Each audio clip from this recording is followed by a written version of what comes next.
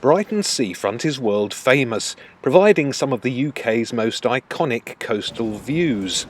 It's a major part of the city's unique appeal, helping it attract around 12 million visitors a year.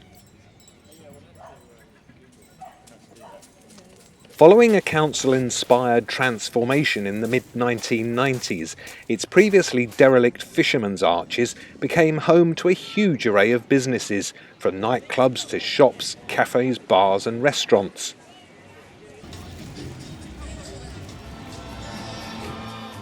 It's also a major venue for big events, pulling in the crowds and helping businesses here and across the city to thrive.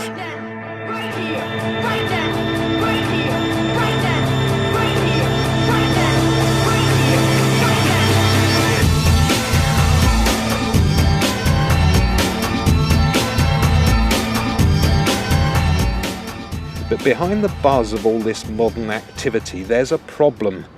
Much of the seafront infrastructure, its arches, buildings and retaining walls, were built in the late 1800s and are becoming structurally unsound. It's estimated the whole length of the city's seafront needs £100 million worth of repairs, money the council just doesn't have.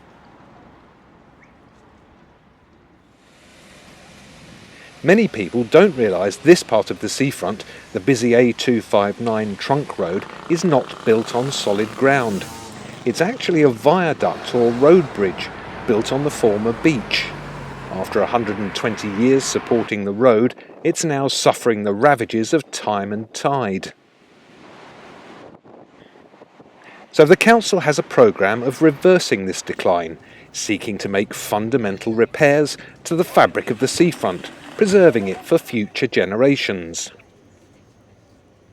Already, the council is rebuilding the seafront near the West Pier and I-360. 26 new arches have been reconstructed west of the viewing tower, winning a Sussex Heritage Trust Award in 2015 for outstanding conservation work. These new arches have been designed to last at least 120 years and withstand heavy loads imposed by modern traffic. This award-winning project, costing £3.5 million, has also created 9 new business premises, bringing life and investment to the area, as well as a new set of public toilets.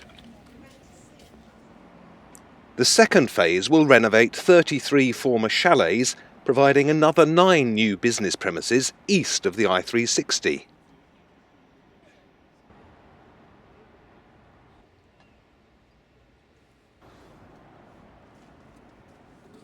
Now for the next big challenge.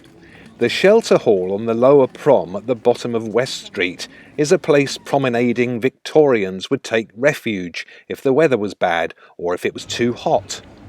Today, it's assumed a more critical function.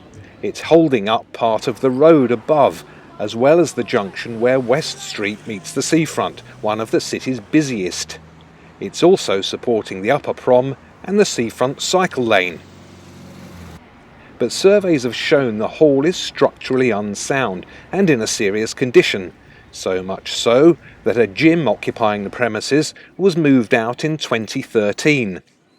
It's currently held up by internal propping, costing over £100,000 a year. But the council has a plan. In 2015, it won a grant from the government's transport department, covering most of the cost of a £10 million repair scheme.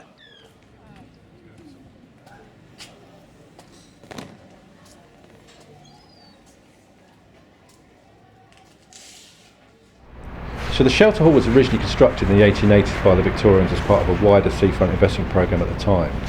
Now the structure itself was built from steel and concrete. Being very close to the sea and a marine environment, that's become eroded and corroded over time.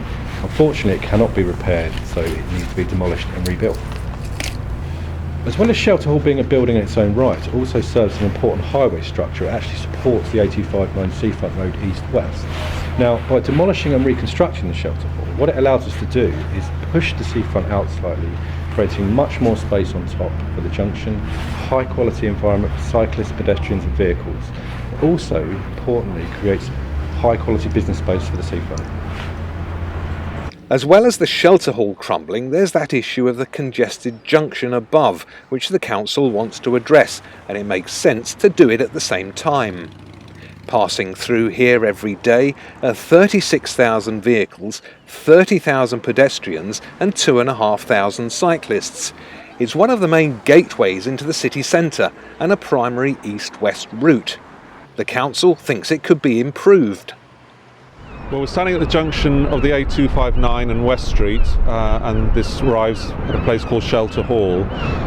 This is quite a congested area, a lot of traffic that you'll be able to see behind me. What we're trying to do here is make it less congested for traffic turning left or right into West Street. That's going to make it easier for people to get into the main shopping areas.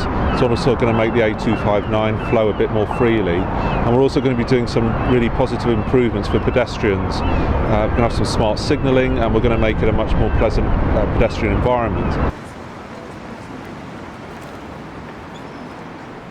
Would really support the proposals to rebuild the shelter and the junction above. This project will help ensure that people can move around the city as easily as possible. And it will be great for visitors and shoppers, and crucially it will support both the seafront and the transport network, two very important elements to the city. The shelter hall must be completely demolished and rebuilt. In order to remodel the junction above, it'll be moved towards the sea. To protect it and the rerouted lower prom, a new retaining wall will be built, with foundations sunk several metres down.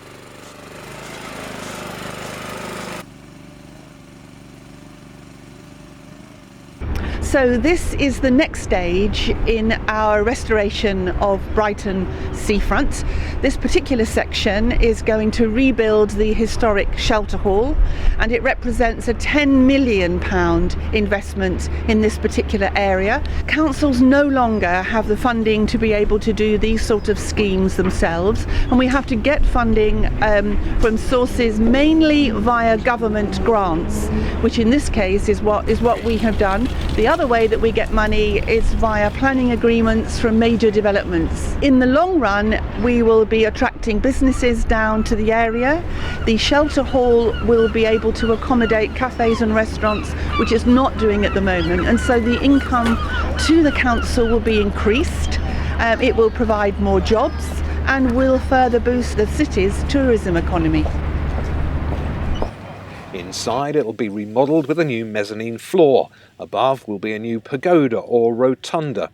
All this new space will be let out to businesses and provide more new public toilets. In the meantime, it could mean a long period with roadworks in place. It is a very long-term project, and I'm sorry that it's going to be affecting the city for what could be a couple of years, but sometimes these things are necessary. You have to face the fact that this seafront area has been crumbling, and the city will just have to live with the fact that we're trying to get this right and trying to improve things for the future.